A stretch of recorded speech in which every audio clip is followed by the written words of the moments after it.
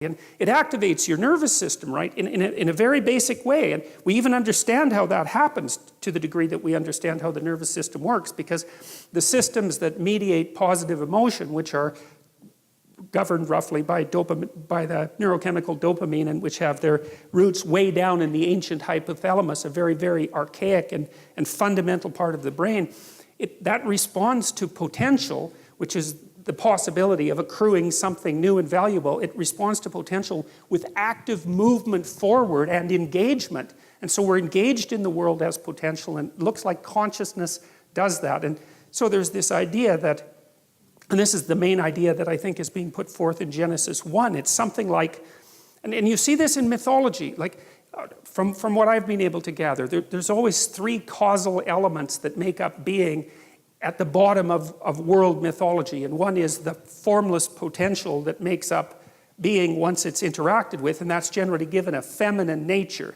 And I think that's because it's like the source from which all things emerge and rise. It's something like that. It's more complicated than that, but it's something like that. And then there's some kind of interpretive structure that has to grapple with that formless potential. And I think that's the sort of thing that was alluded to by Immanuel Kant when he was criticizing the notion that all of our information comes from sense data, which would be the pure empirical perspective, right? Because when you encounter the world, you encounter it with a cognitive structure that already has shape. And so it's already in you, this structure. And without that a priori structure, you wouldn't be able to take the formless potential and give it structure.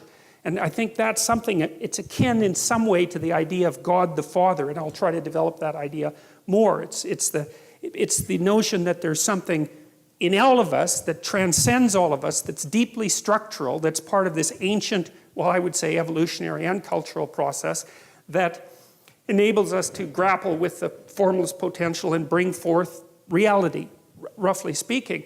And then there's the final element, and that element seems to be something like consciousness itself, the consciousness that actually inheres in the individual. So it's not only that you have a structure, it's that the structure has the capacity for action in the world. And it's like, you're the spirit that gives the dead structure life. It's something like that. And as far as I can tell, the Trinitarian notion that characterizes Christianity is something like, well, formless potential, which is never given the status of a deity in Christianity. And then the notion that there's an a priori interpretive structure that's a consequence of our ancient existence as beings. It goes back as far in time as you can go, the notion of a structure.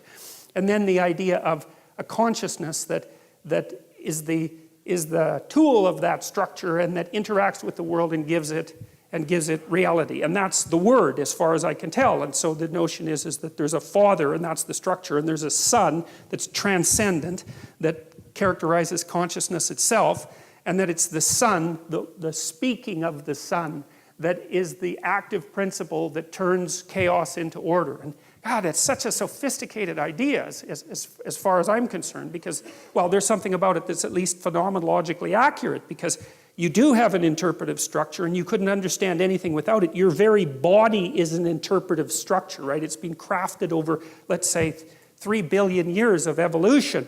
Without that, you wouldn't be able to perceive anything. And it's taken a lot of death and struggle and tragedy to produce you, the thing that's capable of encountering this immense chaos that surrounds us, and to transform it into habitable order. And then there's the idea too, of course, that's deeply embedded in the first chapters of Genesis, which is a staggering idea, you know, and certainly not one that's likely.